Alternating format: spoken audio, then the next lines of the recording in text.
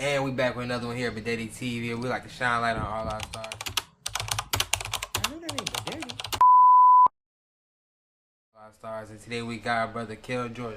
What you do, family? Bro, how are you, bro? Good. What about you? What you got going on today? I can't complain. Chilling. Man, what? Chilling. On a plane. Man. Good day to be here, you know what I'm saying? Blessed to be alive, brody. What? For sure. Man, so for the folks that don't know much about you, or for your fans that know about you, just want to know more, tell them a little bit about yourself, like a little bit about your upbringing. Man, I'm from Atlanta, man. I had a great upbringing. I had really mama, daddy, grandmama, granddaddy. A regular, like, Atlanta upbringing.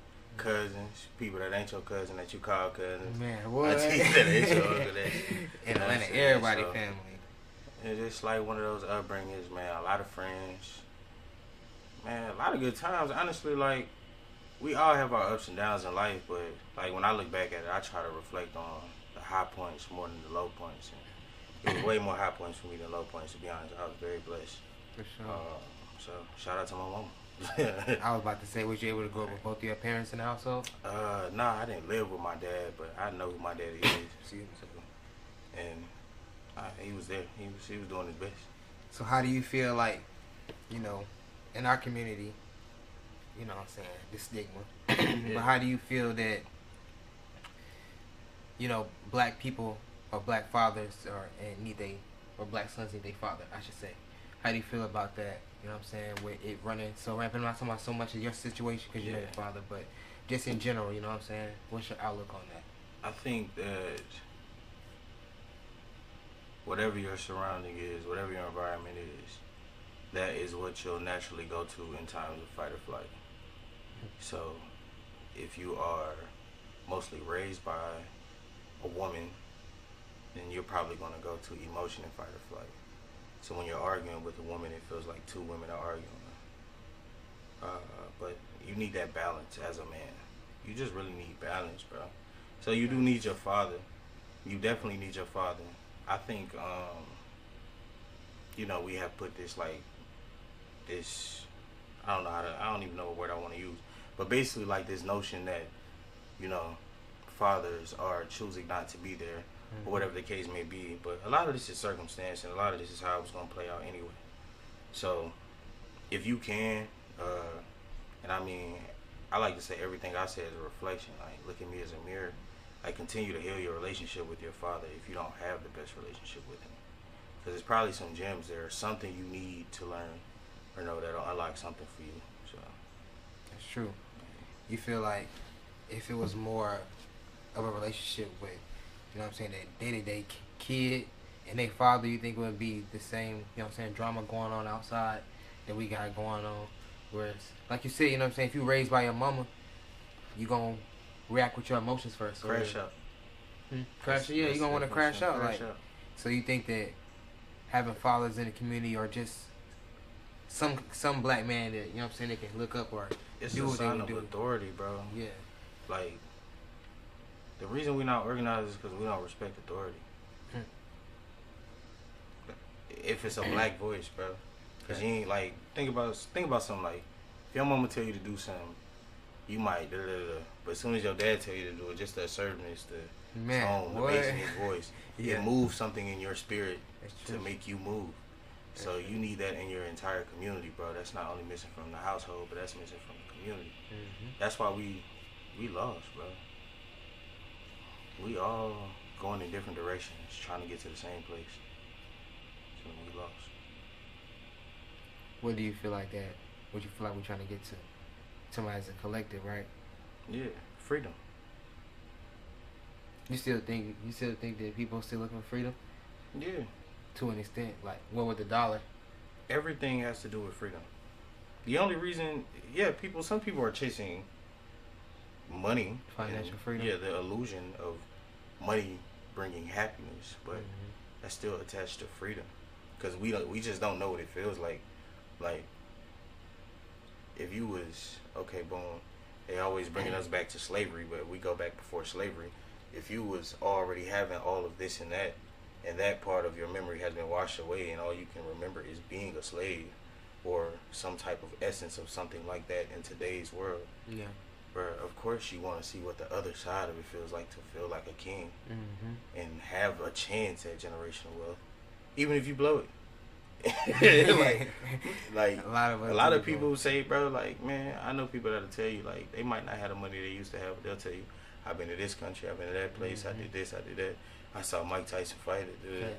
Like, bro, sometimes that experience is something that we need to shape who we are as a person. Like, speaking on that, you've been to 48 different states in 11 months. Yeah, bro. You know what I'm saying? I've been on that journey. Talk a little bit about that. How did that help you grow as a person? It was just like, it was scary at first, I ain't gonna lie. Because, like, Atlanta is just such a anomaly. Like, there's nothing like it. So, like, the stuff in the South, I had been to a lot of that. A lot of the stuff in the Northeast, too. But, like, going out west, like Montana and Wyoming and South Dakota, North Dakota, man, Idaho, like, stuff like that. Yeah, like, it's nothing. Bro, whoa, crazy. Like, California mountains, driving through the mountains and like sun coming up, seeing all type of stuff, bro. Like, but also it was like a chance to reconnect with God, cause I think I realized like none of this is possible without God. Like, all of this stuff that I'm looking at, cause none of this is man-made stuff. Like, I'm like, oh, nah, this is God. Like, waking up and seeing the snow coming out the mountain, like, nah, this is God. Like, driving through Utah, like, yeah, bro. It was like an enlightenment. Right. Or that you can remember that like help shape your mindset, or you just like, damn, like I never thought I'd see nothing like that. I think like riding through like Oregon, like and seeing the falls, like and you riding around a mountain and there's water on this side. Like, it's insane, bro. Like the views that you can see in this country are insane. For sure. Like we got some incredible views in America. Especially out west. Out west is where you're going to get the views. East Coast is where you're going to get your metropolitan, where you're going to get your that type of energy from, your big hustle and bustle. I was about to say, so how is that different from growing up in Atlanta? Like, we ain't touched much on it yet, but you grew up from, we said the west side of Atlanta? Yeah. So how is that, how is different, how is that different, I'm trying to say, from going to these different states? I think, like, wherever you from, you more comfortable, like, because people compare like Memphis to Atlanta or like this place or that place because that's where they comfortable at, you know what I'm saying? That's where they from. But if I go there, it might not feel like Atlanta feels to me. Right. So in Atlanta, it's just like it's the blackest place in America, dog. Like for real. Like it's not unordinary to see black people. Like when you go other places, bro, like people like even in North Georgia, like if you go almost like Georgia, Tennessee border, I had people ask me like, "Are you a YouTuber? Like, what do you do?" I'm just walking around regular. Like it's just because they don't see us every day. Like they don't see the glow. They don't see the energy. Like wait, so hold on. Atlanta has the original. Hold on, not to cut you off, man. You trying to say, hold on. You saying that when you went to other states, folks was looking at you like, yeah, you must be a YouTuber or something just because they're not used to seeing you, like being a black person. Just like as free as we are, yeah. Man, what? Hold on. Break down that experience. I gotta hear about like, that. Think about going, but this wasn't even like, the example I was giving you wasn't even like nowhere crazy. Like we was in North Georgia. What? Like almost in Tennessee. Yeah. Like Blue Ridge type shit? Like No, not Blue Ridge. I can't even tell you. But it was like right before the Tennessee border. And they looked at y'all like, y'all free. Yeah. My cousin has dreads. So the dreads are like outside of Atlanta, in like a place like Houston, a place like New Orleans, Chicago, certain like urban cities, you know what I'm saying, where people wear dreads. When they see dreads, bro, that's where the power of the dread, that's where you realize, oh, this is the power of my hair. Because these people are like, their mind is blown. Like if you go to another country, people are going to look at you like a god because they don't see that every day. Their hair can't do that. It's like, so they instantly think you do something, and then if you dress halfway decent, they definitely think you do something. That's a different experience. How did that make you feel? It was just like, oh, that's cool because I do something. Like, yeah, don't follow me. Like, so it's like, okay, like, we're in alignment. So it's cool. That happens all the time, bro. Like everywhere we go, it's crazy. Like it's to the point now where like people have came up to me to rap. Like, can I rap for you? I'm like, how do you know me? Like, I'm nobody in my mind, you know what I'm saying? Like, but they want to, like, it's crazy, bro. It's like you leaving footprints in the dirt everywhere you're going, and people coming back and seeing that, like, oh damn, I gotta. When he come back through, I gotta check who this is. And I meet people. I meet so many people, bro. It's so many crazy things I see on the road. It brings a lot into perspective too, for sure. But how do you feel like that? I think everybody should do it. You think everybody should do that? Travel? Like, I think everybody should travel too. I feel like that'll help a person grow. Like, it's so many of us that never leave 285, bro. Mm-hmm. For real, like all they really know is Atlanta. Like we were talking about earlier, you're never gonna know nothing different than what you see. Yeah. You can't go past that if you can't see past that. And so it's like inspiration. You feel me? And staying in the same place, you're not gonna get the inspiration. You might get inspiration, but it's all gonna be kinda in the same bubble because you're bouncing against people that's in the same bubble. It's stagnant. Facts. So how do you feel like that helped you with your musical journey, traveling around? I was always like into all types of music. I think it just gave me more to rap about. like it just gave me more perspectives and like different conversations. Like you sitting in South Dakota having a conversation with a truck driver from California or something. It's an old white man, and y'all talking about some whole other stuff. But he's telling you like it's messages that you pick up. I believe that everybody's a vessel. Now what's operating your vehicle is, that's under your control, but it be all types of crazy, bro. Just on them days, like some days are in, like when you're in sync, everything, like, you know what I'm saying? And then some days it might just be one thing. Or some days it might not be anything that you pick up on at the time, and then it might play back 3 days later, so it just be crazy.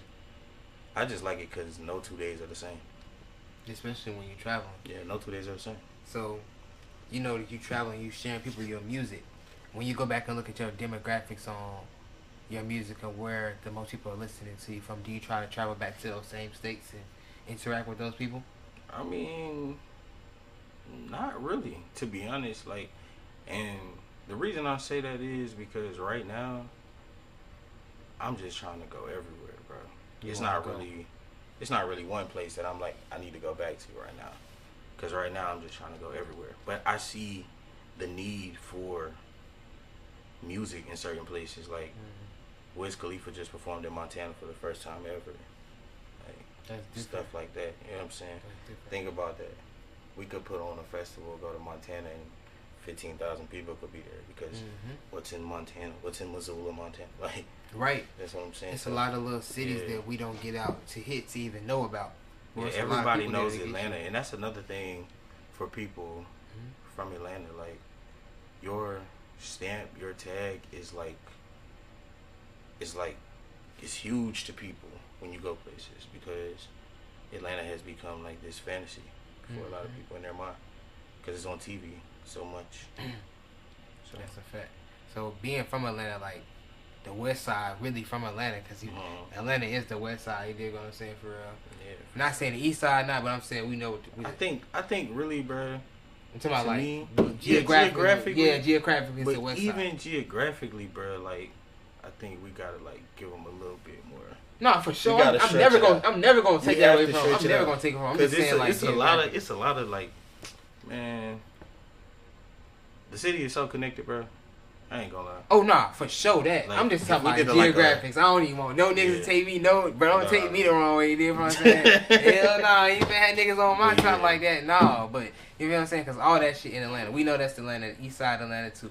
We ain't even gonna do that. But I'm just saying, like, geographically, like, damn, I almost forgot what I was about to say to you. You was asking me being from, I get it, my fault. Being from Atlanta, right? How do you feel with, as you were just saying, people thinking that it's the Mecca or it's like, you come here and get your dreams fulfilled. How do you feel being from Atlanta? People come in here and oversaturate. Do you feel like they're oversaturating it? Or do you feel like it's helping Atlanta grow? You know what I'm saying? How do you feel? I think that imitation is the greatest form of flattery. So, like, I mean, that's what it is. And, I mean, honestly, the cream still rises to the top. You know what I'm saying? But even in that, it's still like, so it's a lot of clutter for sure. But I also encourage artists to like move around too. That's the biggest thing that people think, like, if I come to Atlanta, Atlanta is going to blow me up. Facts. That's not the truth. It's the cities and states around that you can go to and get your music played, and build relationships and do songs with these people's artists and things of that nature. Like, So what made you want to be an artist? I think it was really an accident. I wasn't one of the people that like grew up like I'm gonna be a rapper. If I'm being totally honest. Like, it was really just on some like freestyle in the car. And my uncle was just like, yo, you can rap. And that's just what it was. It's like, okay, we're gonna take you to the studio. And you just kept going from there. You a lyrical person. Like that's the difference too. I'm gonna get into that definitely, because you know nowadays the rap game, or used to be hip hop game, however you want to call it, you know what I'm saying? Yeah. It's more so turned into a lot of drill music, no matter where you turn, no matter what city you turn to. So with you not being a drill oriented rapper, how do you feel that the audience digests your music, I should say? I think it's a breath of fresh air. Because, like, I think anytime that you... I think everybody should just be themselves. Like, whatever naturally feels good to you to make that. Really. Like, it don't feel natural for me to rap about killing people. I'm not doing that. Yeah. It don't feel natural. So I can't make them songs. You feel like the rap game kind of need to go back to a little bit more. You don't got to be so much as full lyricism, but just not so much of just originality. Destruction towards, you know what I'm saying? Praising destruction. Destruction is, like, in reality, bro, originality blows all that out. The problem with that is everybody sounds the same. Everybody's doing the same thing. Everybody's rapping about the same thing. So if people go back to being original and rapping about their real lives or whatever, or drawing inspiration from the things that's going on around them and things of that nature, bro, we'll be okay. Like, we intelligent people. Mm-hmm. And also, music is shifting into, like, how streaming and, like, what you do is an independent way. Music is trying to shift that way, too. So I believe that the next generation of artists will be more independent and be able to sell their music directly to the consumer, so they won't be as influenced by, Facts. You know what I'm saying, a gatekeeper on what type of content they have to put out. I also think a lot of the drill shit is dying. Come on, bro. Now we're gonna talk about a little bit. We're gonna talk about a little bit about your music. Now, what do you feel like yourself personally? We're gonna ask this first. What do you feel like your most favorite songs that you put out?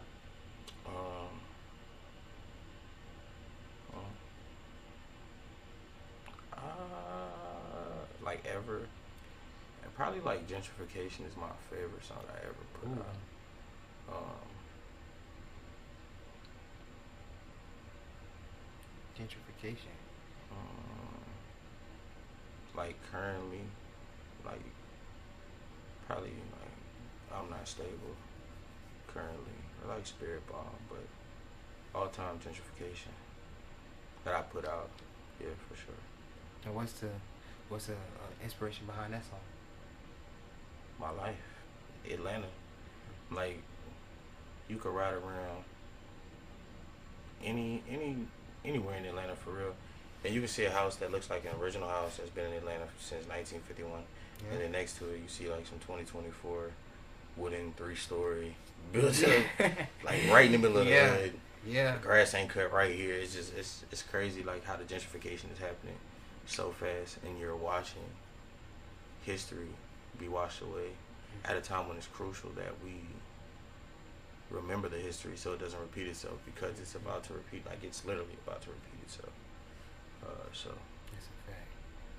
We're like behind the 8 ball now. So yeah. How do you feel like that affects your community? Or what do you feel like can be done? You know what I'm saying? In the most literal way, I told my mom today, I said, and I mean, I'm just being honest with people, like, we have to prepare for bloodshed, because we are the #1 target in the #1 place. And if you go back to history, Atlanta race riot in 1906. You got more years. You got 3 or 4 other instances after that where businesses have been burnt down, people have been killed, women and children. It didn't matter, no discrimination. So even Lake Lanier. Everybody like to go to Lake Lanier, but they don't understand it. Never been.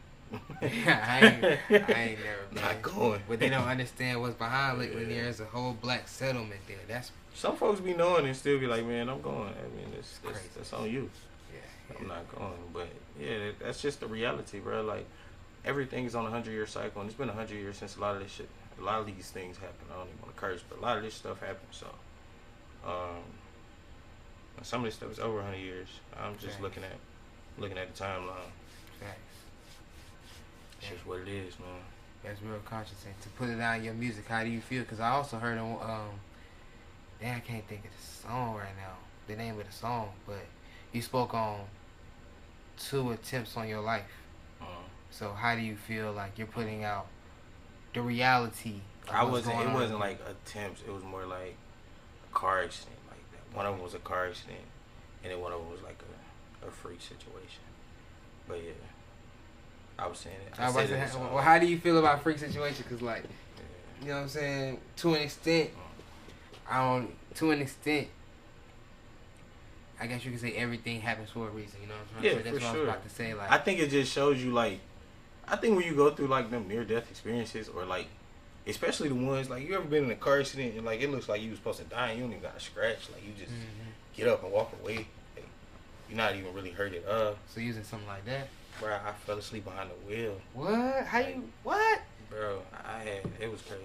It's crazy. So, like, just saying that, like, ancestors was with you, and my girl was with me, and neither one of us was hurt. Like, crazy.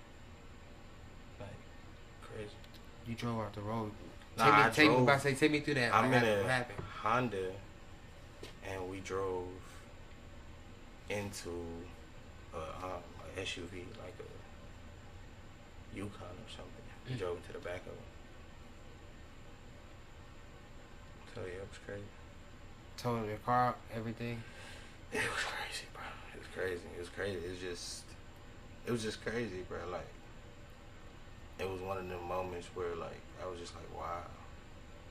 How'd that make like you sometimes feel? I don't know. I couldn't really process it. Like moving forward though, like, and just grateful.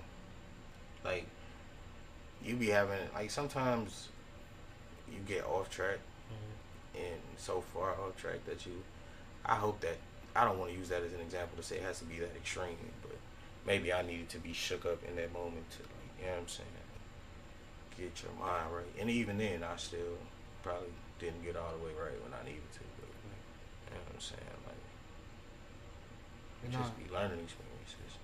So with these life experiences and you talking like how you talk, you know what I'm saying, do you feel like you're not afraid of death, basically, you know what I'm saying? Because we all see what happens. Let's just be honest, you know what I'm saying? When it come down to reality of us being black and we want to talk what we want to talk and we want to speak for black power or anything that's going to upright, is going to put the black man and black woman in an upright position, you know what I'm saying? You know what happened to the leaders.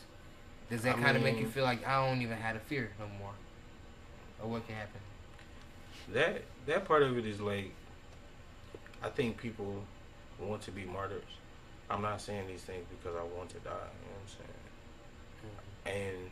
And now I feel like, well, our leaders in the past, but like Malcolm X had to explain to you how the system worked, and Fred Hampton had to explain to you why being a socialist was good, and this person had to explain. Like, we're at a point now where all of this is so obvious.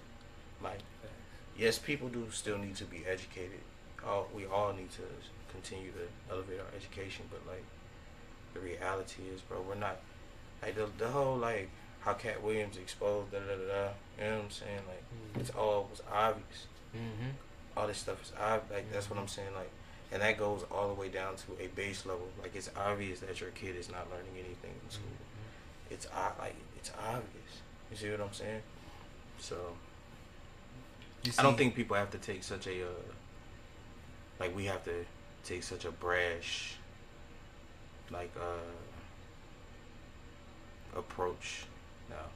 I think we have to take, because brash doesn't mean we're taking action. I think we have to like start organizing and taking action, but organization starts within the home first. Facts. So we have a lot. I think for us, bro, like we still got another about 100 years of healing we got to do as a people with the way we treat each other. What Marcus Garvey said, I'm pretty sure it's Marcus Garvey. I'm sorry I'm not wrong, because I really been on my stuff. But y'all, look, I've been gone for a minute too, because I had a car wreck, you know what I'm saying? I got a concussion. It's crazy. I said the car, that's why. See, yeah, I got a concussion, feel me? Like, that's why I've been going too. But if I'm not mistaken, I think Marcus Garvey said charity starts at home. Yeah. You know what I'm saying? So, like, we got to take care of self first before we try to go anywhere, trying to worry about everybody else who need to take care, you know what I'm saying? What we got going on at home, especially as a people. Like, we for sure. let this shit go on where it's, like, I be seeing in my own time, when you look at everybody else, you know what I'm saying? Because a lot of niggas, like, the new thing is to put K on the end of whatever you feel like you banging, you know what I'm saying? And I'm like, bruh. And I got this from OG Percy, too, you know what I'm saying? So shout out to him. But, like, motherfuckers be saying K on the end of everything, and it's like, bro, all you saying is that you a nigga killer. You know what I'm saying? Like, all you saying is you a nigga killer, that you kill niggas. It's like, bro, I ain't trying to sound like no type of way, but from reality, everybody kill niggas. So you're not even sounding tough by saying I kill niggas, because every other race kill niggas. Everybody kill niggas, bro. That's a sad reality of it's like the black life is like worth nothing type shit. Like, I mean, I hate to say this, but I think the biggest problem with us is we pointing the finger at them and not at ourselves. What makes you say that? Because we don't police our own communities, bro. The OGs are scared of the young dudes now. That's a fact too. We have no control over our own. So like, me and you are basically saying the same thing. If we don't value our own lives, why do we expect anybody else to? Like, I see what side of it that you're coming from. I mean, it's the truth, but it's like I don't want my reaction to seem nonchalant, but it's just at a point where like these things are just so obvious, like, and it's like, how do we not? We just don't understand the history. We don't understand that we really believe that we all came over here on a boat. We don't understand that we were prisoners of war. We don't understand that the story of the Pilgrims and the Indians is really the story of us. You're watching it play out again. You're watching tribal warfare. You're watching people who are literally blood cousins from two different streets bang different gangs and be shooting at each other. But be at grandma's house on Sunday. Facts. So it's like, come on, it's the same. It's playing out with technology. That's crazy in the black community. It's all the same thing over and over again. That's why I'm just like, okay. So, what can actually be different? The only thing that we could do to be different is to go backward. We gotta go back to the land. Now you gotta leave the cities. Go back to the land. I was just about to say, you traveling around, you didn't seen a lot of that. You know what I'm saying? I encourage all black people. Man, I hate to say it because I love Atlanta, but it's time to leave Atlanta. Atlanta is going to burn. And I'm not saying that in a way that is hateful or with any slander. Like, I absolutely mean I love Atlanta. But you have to understand what's going to happen on the land all over the country if you're paying attention. And you know, it's funny, we're always talking about history too. You know, like with Project 2025, if I'm not mistaken, they was trying to get rid of the Board of Education. And it's already been some states that's already trying to get rid of history or talk about it was no slavery, it wasn't never this, it wasn't never that.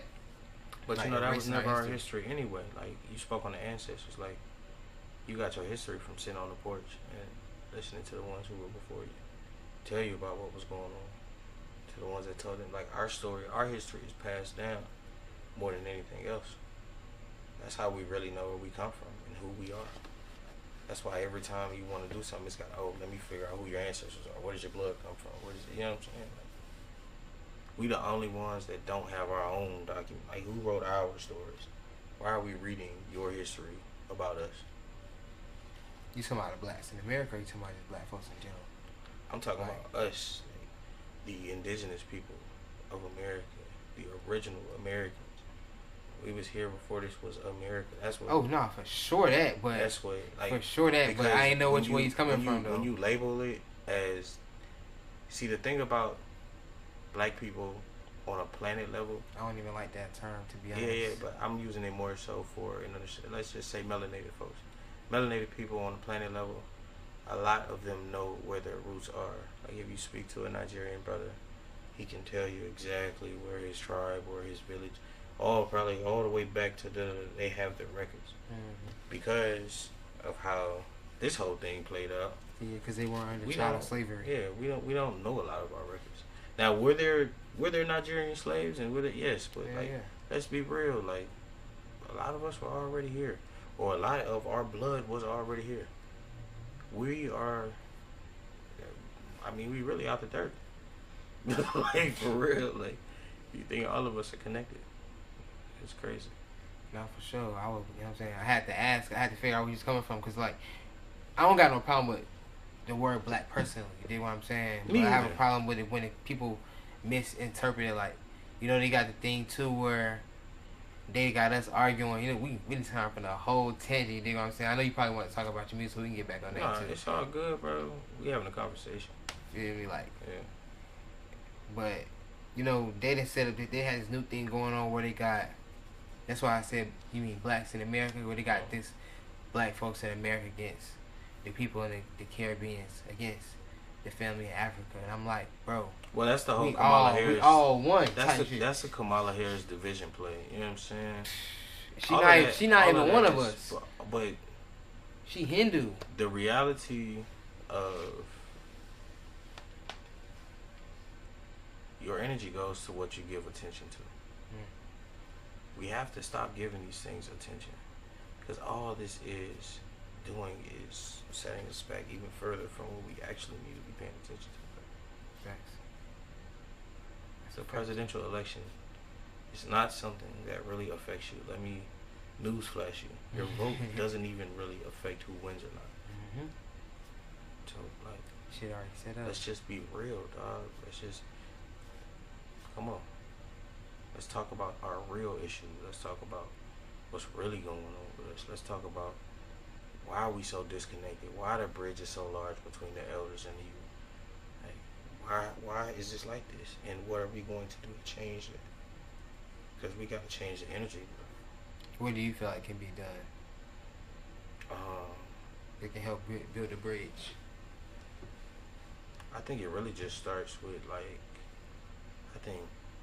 and I know this is going to sound hard on some, but I think a lot of the elders owe the young people apologies. What makes you say that? I agree, but what makes you say that? Because you can't say somebody is lost without also taking accountability for losing them. Facts. You know what I'm saying? Facts. That was pressure. That was pressure. Right. And I mean that, like, that's pressure. In the best way. That's pressure. And it's like, to an extent, I get it, because the people before them were lost too. Yeah. So it's like, it's just been a line of people being lost. And it's like, time works in a circle. Yeah, time works in a circle, and it's not linear, it's not straight. Time works like this. So it's like, unless you break that line to go into what you would say like an infinity, to make a new circle, it's gonna keep going the same thing. Like, and that's how we have been as a people. You know what I'm saying? We keep going and doing the same thing over and over again. Like, our parents were lost, our parents' parents were lost, and that's making us lost. You dig what I'm saying? Are doing, like, it is a lot of people that are like finding their own lane, making their own sounds, things of that nature too. So shout out to them. I would say take my hat out to them. Yeah, shout out to them for sure. Now before we get up out of here, you know what I'm saying, you got a couple albums on the way, one being September Symphony. You know what I'm saying? So let's get into these tapes you got coming up. Yeah. Talk a little bit about September Symphony. What you got going on with that? What's the inspiration behind that? So I met Han probably like 3.5 years ago. Met in a parking lot outside the studio, typical Atlanta shit. And I don't know, we just had a conversation. And he called me the next day. He was like, "Bro, wherever you at, I want to be with you." And from that point forward, like, he was just with me. He from Jersey, and he ended up moving back to Jersey. And so re-recorded some of these songs in Atlanta, some of these songs in Jersey, some of these songs we sent back and forth.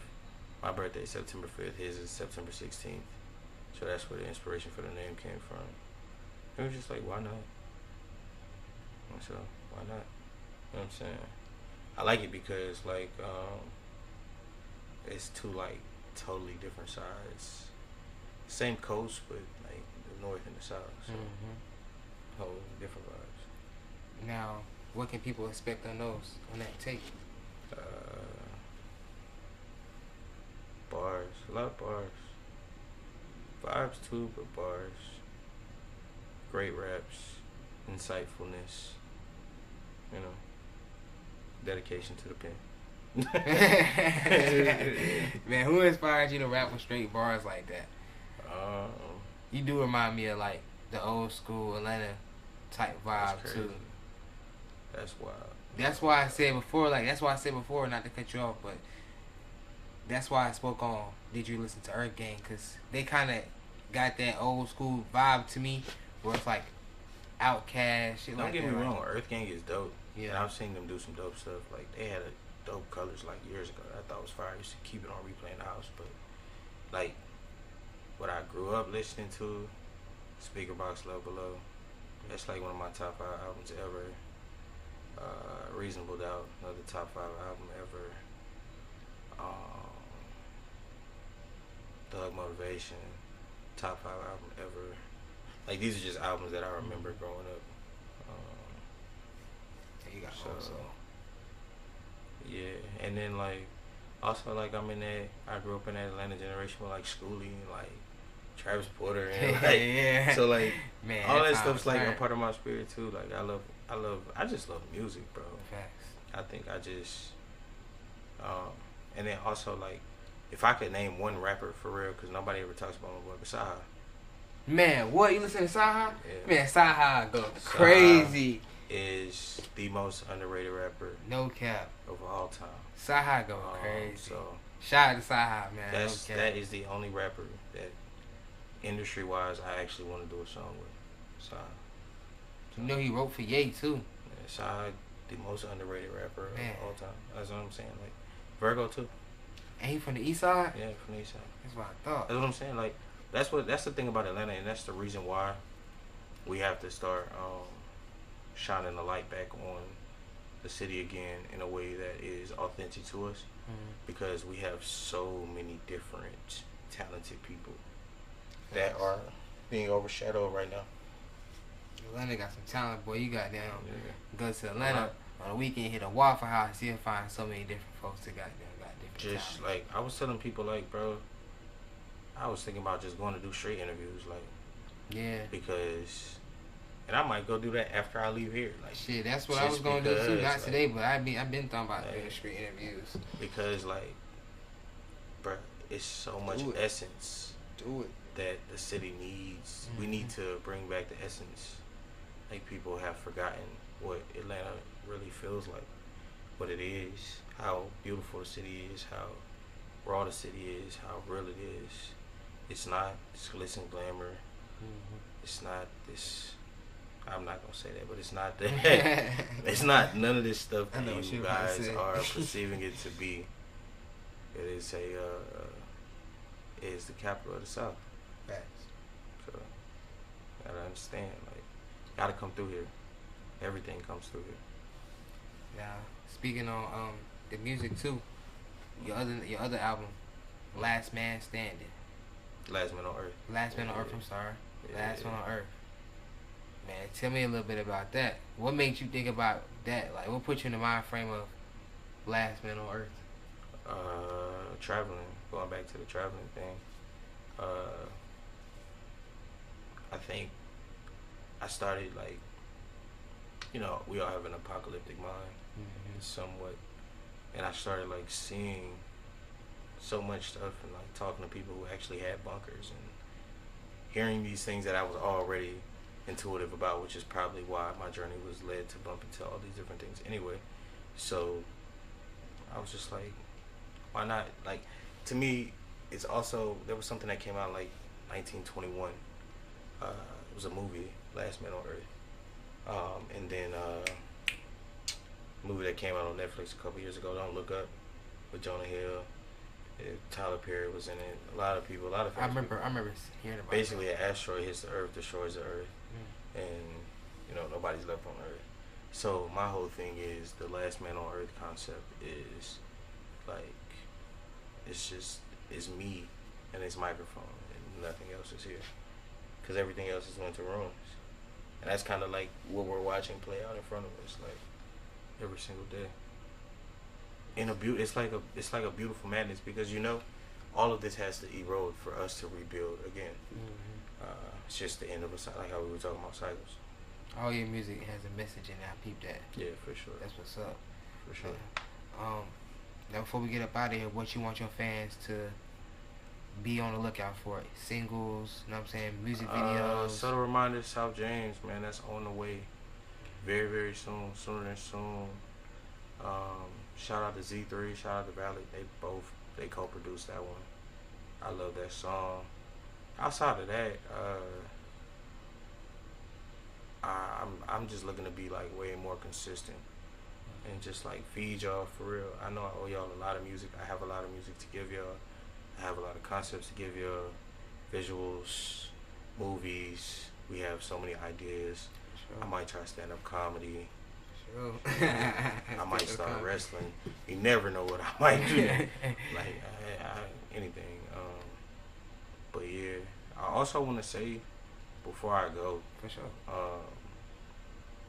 And shout out your social media handles too. Yeah, I got you. But I also want to say before I go, like, even though this interview may have had more of a serious tone to it, bro, like, it's okay to laugh. It's okay to have fun. Like, it's okay to be loose. It's okay to be free, because you have to have balance. Like, you cannot always be serious. Do not think that we don't be laughing, we don't be joking. Do not think that all of that does not go on, bro. We're just in a time where, like, we trying to give y'all a message at the same time. Like, bro, y'all got to tap in for real. And we have to go ahead and pull ourselves away from this disease called Instagram. Man. And social media in general, I ain't even gonna lie to you, not just Instagram. It's gonna be a part 2 to this. For sure. Because we could go on for another hour. Oh God. Just here talking, bro. Gonna be a part 2, no cap. Yeah, not for sure. But I know that we even though with the message you just said, you still putting the message out there. So you gotta give folks your handle so they can get you and hear on everything. TheKelJordan, the KelJordan. Music KelJordan, KelJordan. Just go listen, bro, and all platforms. Get at me. All platforms, wherever you listen to music. Soon it won't be on any platform but my own though. That's what we're working on. Yeah, so. Oh, that's hard. Oh yeah, he definitely coming back. We gonna talk about that for sure. Nah, is it any message you want to leave to anybody? You know what I'm saying? Your fans, my fans, the world in general. To be real, bro, man, don't be afraid to be yourself. Be encouraged, bro, cause like there's only one you. For real. Nobody can think like you. Nobody can walk like you. Nobody can talk like you. They can all imitate you, but nobody can be you, bro. So just be you, bro. I promise you, it's the most freeing thing in the world. Yeah, that's a fact. I appreciate you, bro. This has been another one here with BehdetyTv. Y'all go check out my boy, man. This man mind is like omnipresent. You know what I'm saying? He got a great mind, man. Hit him up for some questions or anything. You know what I'm saying? Even about his music, all that, bro. I'm pretty sure he gonna respond. You know what I'm saying? Like, for sure. Show him some love, bro. For real, for real. We gotta build each other up. You know what I'm saying? Before we always try to be like, damn, why somebody else ain't looking out for us? Why this person ain't looking out for us? We gotta do that for ourselves first. Man. Feel me? Community is first. Yeah, what's the first? What's the word in community, nigga? Unity. You know what I'm saying? So we gotta get right back with you it. And I. You and I. You know what I'm saying? But I hope y'all stay safe out here, man. One love, bro. That's it. Sure.